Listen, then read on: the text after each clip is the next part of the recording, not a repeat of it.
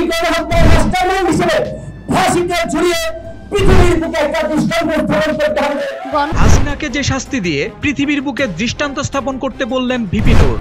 আমরা ফ্যাসিবাদের পতন ঘটিয়ে নতুন সরকার গঠন করেছি, কিন্তু 4.5 মাসেও সরকারের কাজ জনগণের প্রত্যাশা অনুযায়ী হয়নি জানিয়ে অন্তর্বর্তী সরকারের কঠোর সমালোচনা করেছেন গণ অধিকার পরিষদের সভাপতি ও ডাকসুর সাবেক ভিপি নুরুল হক নূর। ব্রাহ্মণবাড়িয়ায় জুলাই বিপ্লব ও নতুন বাংলাদেশের বিনির্মাণের জন আকাঙ্ক্ষার রাজনীতি শীর্ষক আলোচনা সভায় মঙ্গলবার বিকেলে এসব কথা বলেন তিনি। নুরুল হক নূর বলেন, জনগণের প্রত্যাশা ছিল রাজপথের আন্দোলন সংগ্রামে অংশগ্রহণকারী লড়াকু বিপ্লবীদের নিয়ে একটি বিপ্লবী সরকার হবে, কিন্তু সেটা হয়নি। হয়েছে বন্ধু বান্ধব পরিচিত সার্কেলের একটি সরকার। এই সরকার এখন পর্যন্ত আইন শৃঙ্খলা পরিস্থিতি এবং প্রশাসনকে ঠিক করতে পারেনি, বাজারের দ্রব্যমূল্য নিয়ন্ত্রণ করতে পারেনি, এখনো সিন্ডিকেট। হাসিনার পতন হয়েছে, তাহলে এখন কেন পুলিশ আইন শৃঙ্খলা পরিস্থিতি নিয়ন্ত্রণে ব্যর্থ হচ্ছে? কেন বাজারে এখনো সিন্ডিকেট চলে? কারণ উপদেষ্টা পরিষদে যারা আছেন তারা অধিকাংশই অনভিজ্ঞ।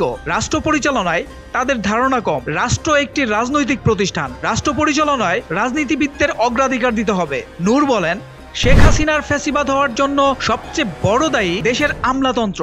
এসপিডিসি বহাল তবিয়তে আছে। আওয়ামী লীগ, ছাত্রলীগ ও যুবলীগ দেশ ছেড়েছে। তাদের অনেকের বিরুদ্ধে মামলা হয়েছে, গ্রেপ্তার হয়েছে।